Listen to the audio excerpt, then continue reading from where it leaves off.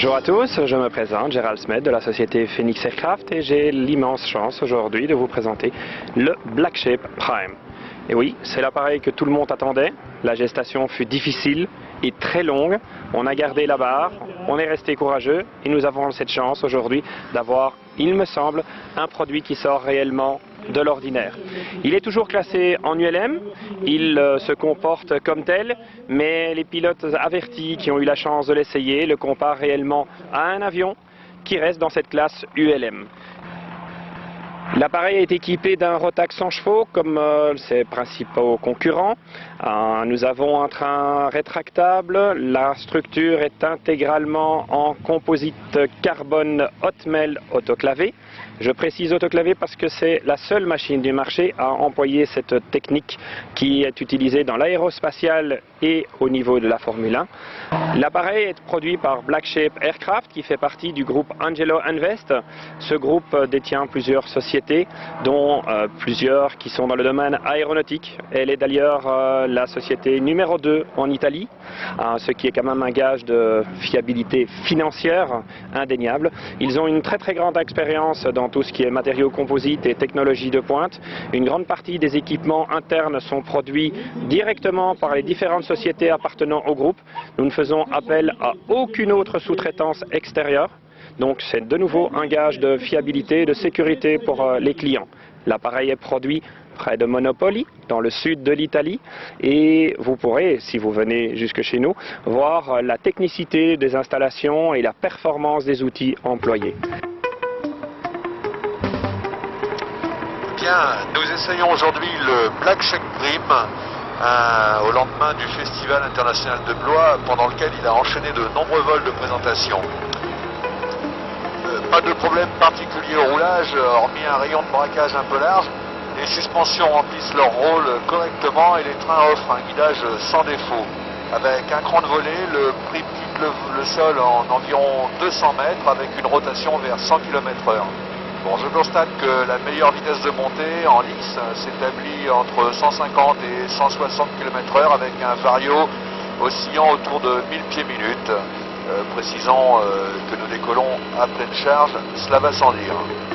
Il s'agit d'un modèle de pré-série qui ne dispose pas de la totalité de ses équipements définitifs et je pense bien sûr à l'échappement, la boîte à air ou encore l'hélice. Là il s'agit d'une Woodcomp SR3000 bipale, constant speed.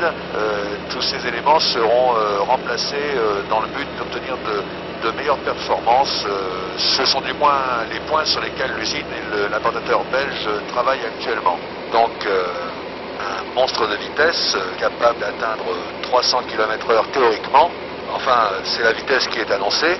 En réalité, pour l'instant, je n'ai pas passé 270-275 km/h au badin, qui donne après calcul 265 chronos, le prototype essayé étant défavorisé par l'absence de certains carénages, ce qui permet d'espérer mieux dans l'avenir. Et pourquoi pas atteindre les 300 km/h prévus et promis par l'usine et par l'importateur. Le Prime offre assez de place pour loger deux gaillards charpentés avec 78 cm de largeur cabine et une sellerie luxueuse, épaisse et confortable. En bonus inattendu, le passager en place arrière bénéficie d'une position en léger surplomb et d'une hauteur sous verrière supérieure à celle du pilote. Ainsi, il profite d'une excellente vue sur l'extérieur et paradoxalement, très bonne vue aussi vers l'avant, du moins vers le 3/4 avant, de manière à gérer correctement décollage et atterrissage. Nous avons atteint la couche plus calme. Et là, réellement, c'est une machine qui ne se surpilote pas. Comme toutes les machines rapides, il faut quand même une certaine expérience. Le manche ne se manie pas comme sur un Sky Ranger ou sur un ULM plus basique. Les vitesses sont élevées et de ce fait, on y va avec parcimonie, en retenant bien ses gestes. Au niveau du palonnier, la synchronisation est très facile. Et une fois de plus, j'apprécie sur une machine de ce style de pouvoir enchaîner les virages sans avoir de nette tendance à monter ou à descendre. Côté ergonomie, outre les palonniers un peu trop proches peut-être de l'assise, toujours en place arrière, puisque à l'avant les palonniers sont réglables, eh bien, les manches sont idéalement placées de manière à poser le poignet sur la cuisse dans une position tout à fait décontractée. bien maintenant en descente à plus de 300 km/h. Le prime reste confortable, bien que nous rentrions dans une zone plus turbulente. Donc pour l'approche qui se fait aux alentours de 140 km/h, on sort le train d'atterrissage et on abaisse un cran de volée. Puis on laisse la vitesse descendre d'elle-même jusqu'à à peu près 130 km/h en finale, pour aboutir finalement aux alentours de 120 km/h sur la courte finale. Et tout réduit, on laisse la machine descendre jusqu'au sol, un léger arrondi, et le contact des roues se fait à 105 km/h pour le train principal et la roue avant pose à 100 km/h.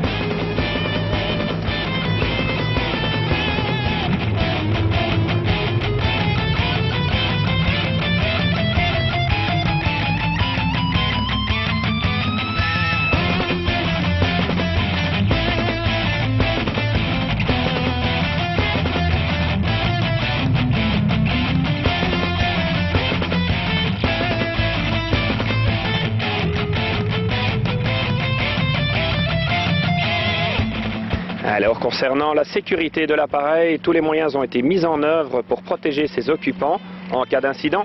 Une cellule de survie est incorporée à la coque en carbone. L'appareil est intégralement composé de carbone. Le parachute fait partie de l'équipement standard, tout comme la radio ou le transpondeur. Donc les sièges en cuir anatomique sont coordonnés aux habillages de panneaux, aux habillages latéraux. Ça donne un côté cossu, un côté luxe. Et derrière la partie haute du dossier passager, on découvre un petit coffre d'une contenance de 30 litres. Le Rotax 912 100 chevaux est monté en porte-à-faux prononcé. C'est pas la seule option de motorisation. L'usine et l'importateur belge pour la France et le Benelux envisagent une alternative UL Power avec un large choix d'hélices. Pour grimper à bord du prime, on passe par l'avant de l'aile et la montée à bord ne pose aucune difficulté. On s'introduit aussi bien à l'avant qu'à l'arrière parce qu'il y a de l'espace. Après quoi on peut rabattre la bulle sur soi, une bulle qui est parfaitement rigide, bien articulée sur des charnières solides, bien fermée aussi par plusieurs points et dont l'étanchéité est parfaite. L'idéal pour l'appareil, c'est de faire un petit vol chez nous à Serfontaine, où nous nous ferons un plaisir de vous montrer toutes les capacités de l'appareil. Dans un autre cas, nous ferons bien entendu le déplacement jusque chez vous pour le présenter. La gamme de prix commence à partir de 133 800. Je vous propose de venir voir aussi sur le site internet www.phoenixaircraft.eu les différentes vidéos des clients qui auront eu la chance d'essayer la machine, et je pense que leurs commentaires seront bien plus instructifs. Voilà, je vous remercie et à très bientôt chez nous. Au revoir.